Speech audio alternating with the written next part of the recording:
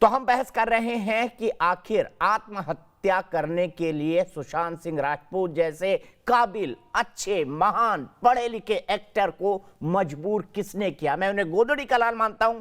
पटना से निकलकर उन्होंने मुंबई में, पूरे देश में, पूरी दुनिया में अपना नाम जमाया। उनका सपना पूरा देश जानता था। 44 दिन से हम ये बहस लगातार कर रहे हैं।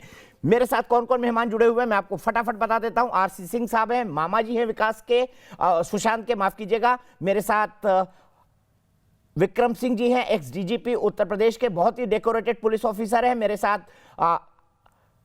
राहुल राज है, ये एक्टर है। प्रत्युषा बैनर्जी केस में इनका नाम आया था, प्रत्युषा बैनर्जी के बॉयफ्रेंड थे। मेरे साथ दीपक रहेजा जी है, देश के जाने माने साइकियाट्रिस्ट। मेरे साथ भारतीय जनता पार्टी के वरिष्ठ नेता और कई बार विधायक रहे और साथ ही साथ भारतीय जनता पार्टी के नेशनल सेक्रेटरी रहे रामेश्वर चौरसिया हैं, जिन्होंने गृह मंत्री किशन रेड्डी से मिलकर बात करी है सीबीआई जांच की। अभी अंकिता लोखंडे ने कहा है, जो विकास सिंह ने कहा था, उनके वकील ने, सुशांत सिंह के पिता के वकील ने, कि उनको लगातार परेशान किया जा रहा था रिया चक्रवर्ती के द्वारा।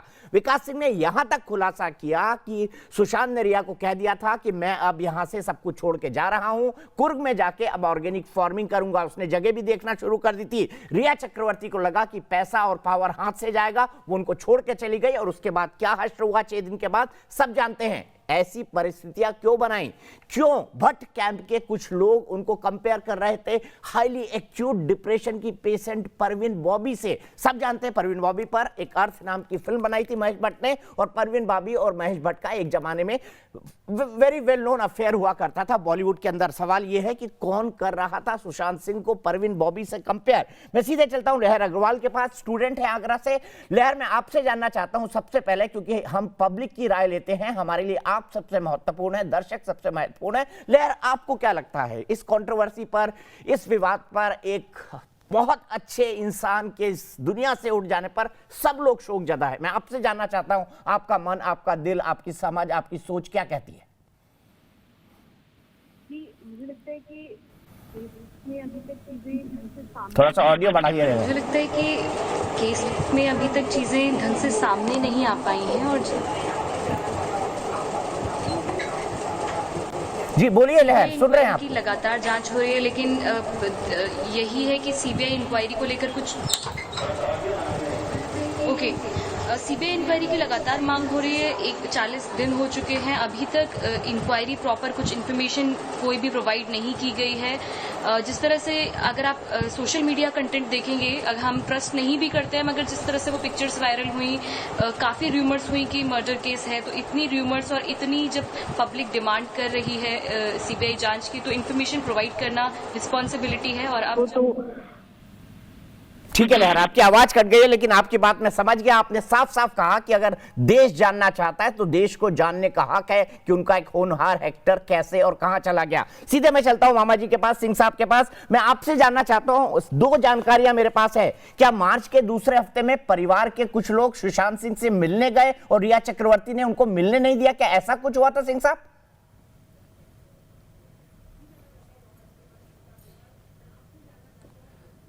बिल्कुल दीपक जी, परिवार के लोग बराबर ये कोशिश में था, और वही बात नहीं था।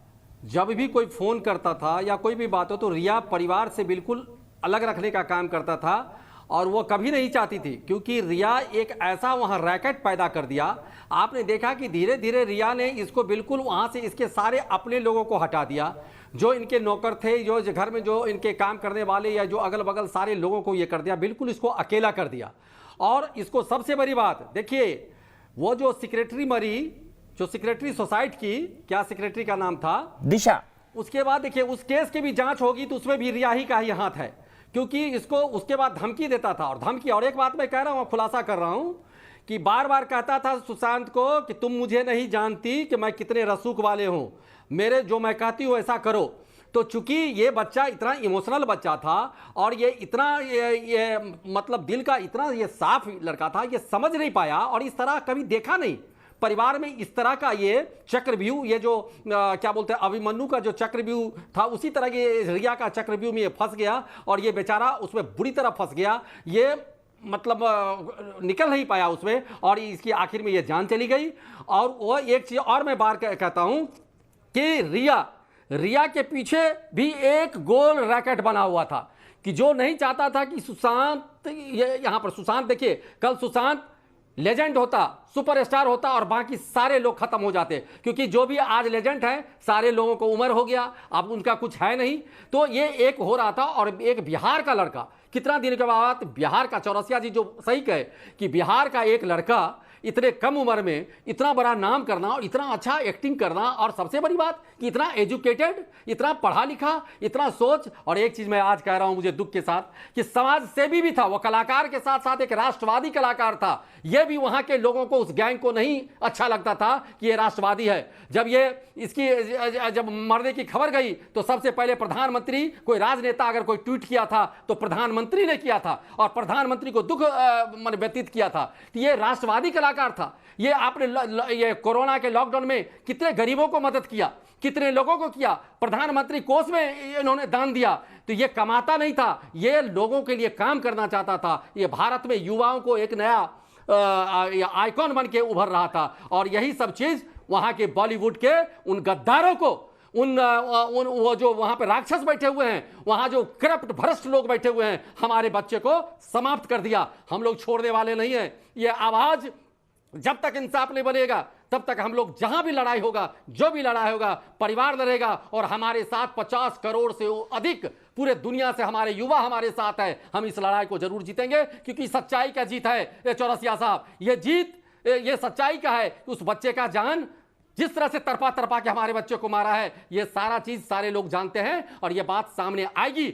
हम सबसे पहले मांग करते हैं ये उद्धव ठाकरे से कि अगर तुम्हें जरा सा भी इंसानियत है, अगर तुम्हारा भी एक औलाद है, अगर तुम अपने औलाद को जिस तरह से प्रेम करते हो उसी तरह समझो कि वो भी किसी का औलाद है, आज उसका बाप तड़प रहा है, तुम उस कम से कम रिया चक्रवर्ती को हिरासत में करवाओ, उसको गिरफ्तार करवाओ। अगर नेम्ड FIR है तो ये भारत का कानून कहता है कि कहीं भी अगर कोई FIR होता है किसी के नाम से तो पुलिस को गिरफ्तार करने का हक है। ये कानून हमको ये देती है, ये हमको राइट देती है। तो इसलिए रिया चक्रवर्ती को गिरफ्तार होना चाहिए। रिया गिरफ्तार होगी, उसके बाद देखिए उसका नौकर गिरफ्तार होगा, उसके दोस्त गिरफ्तार होंगे। और यह नहीं, जिया खान का जो हत्या है, उस खान, उस सारे एक रैकेट है, वो सारा जुड़ेगा इसमें, ये सब जुड़ेगा। ये बहुत बड़ा वहां खेल है। जितने भी सोसाइटी हुए, हर सोसाइटी के पीछे किसी न किसी का इस गैंग का हाथ है। ये मैं बताना, मैं सीधे चलता हूं रामेश्वर जी के पास। रामेश्वर जी, बहुत बड़ी बात कही मामा जी ने। सुशांत एक राष्ट्रवादी कलाकार था, उसका राष्ट्र के प्रति कमिटमेंट, और जिनका वो शिकार हुआ है वो सो कॉल्ड बॉलीवुड का सेक्युलर गैंग है जो 40 साल से वहां पर राज कर रहा है। क्या इस तथ्य की भी सही इन्वेस्टिगेशन नहीं होनी चाहिए?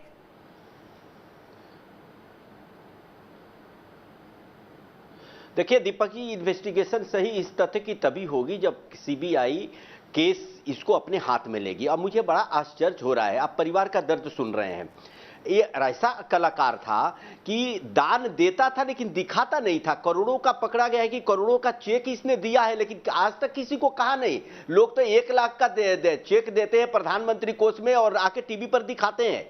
तो सोचिए कितना अच्छा लड़का होगा, कितना अच्छा कलाकार होगा, अब व्यक्ति कितना अच्छा था। मैं पूछना चाहता हूं उद्धव जी से और अनिल देशमुख जी से, आप क्यों इसको मुझ की बाल बना रहे हो भाई? आपके जांच की तो मांग हो रही है। आपकी मुंबई पुलिस बहुत अच्छी है, कोरोना काल में मुंबई पुलिस का वहां उपयोग करो ना। डॉक्टर और पुलिस का काम है कोरोना को कंट्रोल करने के लिए। अब दे दो एक केस, CBI हैंडल करे। आपकी मुंबई पुलिस 45 दिन में FIR नहीं की, नैरेटिव सेट कर दी कि ये सुसाइड है। ये नैरेटिव ही गलत है, ये प्लान्ड मर्डर है दीपक जी। और इसीलिए बिहार के लोग उद्वेलित हैं और युवा उद्वेलित हैं, फिल्म इंडस्ट्री को चाहने वाले लोग। आज पूरी बॉलीवुड की साख दांव पर लगी है, पूरे दुनिया देख रहा है इस चीज को। 45 दिन से क्या नाटक हो रहा है, इतने CBI जांच होते हैं, क्या फर्क पड़ता है? आई बड़े बड़े कलाकार क्यों नहीं मांग कर रहे हैं CBI जांच की? ये भी एक सवाल है, क्यों नहीं मांग कर रहे हैं? और मुंबई पुलिस किससे पूछताछ कर रही है? अगर पूछताछ करना है धर्मा प्रोडक्शन से तो उससे मालिक से पूछताछ करो, उसकी CEO क्या है? कोई एक्टर मालिक से बात करता है, CEO से चपरासी से बात नहीं करता है। एक बड़ा एक्टर था, वो बात करता होगा तो मालिक से करता होगा। तो आप ले जा करके एक खाना पूर्ति दिखाने के लिए कर रहे हो, तो ये देश समझ रहा है। और एक बात और आपको बता रहा हूं, ये सब जो बोल रहे हैं उसको मैं रिपीट नहीं करूंगा।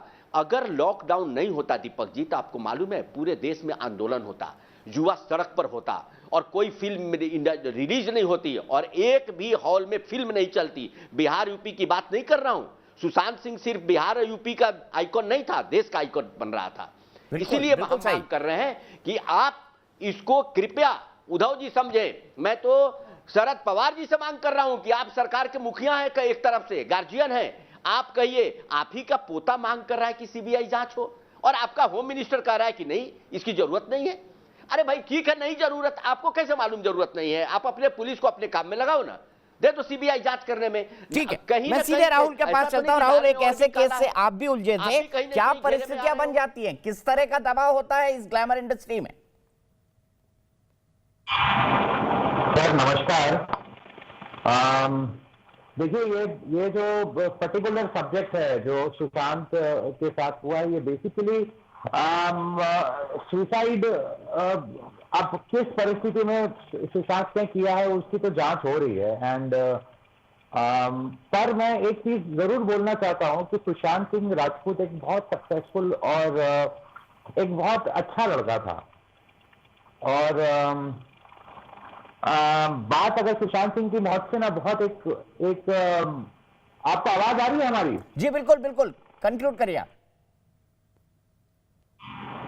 ये सर हमारे इंडस्ट्री में जो बाकी इंडस्ट्री की तरह करप्शन है उसमें कोई स्टॉपेज नहीं है। करप्शन का मतलब जो नेपोटिज्म वर्ड का यूज आज हम लोग कर रहे हैं, वो नेपोटिज्म वर्ड एक बहुत बड़ा वर्ड है सर। और नेपोलियन से आया था वो वर्ड। वो सिर्फ एक पर्टिकुलर करण जौहर या महेश भट्ट, ये एक बहुत बड़ा ट्री है, इसके बहुत सारे ब्रांचेस हैं सर, है ना। और इसमें कोई स्टॉप नहीं है सर। मतलब समझिए आज I will not take a particular name कि अगर ले भी लिया, समझिए Karan Johar has made successful films, इसीलिए बनाया था, उसको टैलेंट था, वो एक जौहर फैमिली का एक लड़का, उसको पता है। बट उसका आज जब पावर में कन्वर्ट हो जाता है तब उसे रोकने वाला कोई नहीं है।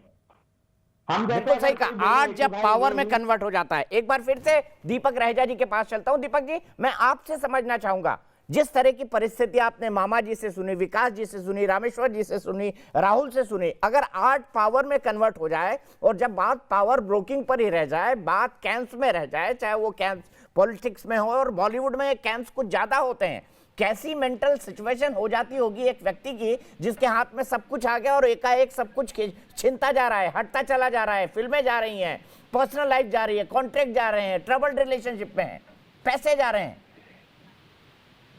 देखिए, मैंने बहुत ध्यान से मामा जी की बात सुनी, फिर मैंने रामेश्वर जी की भी बात सुनी, राहुल जी की भी बात सुनी।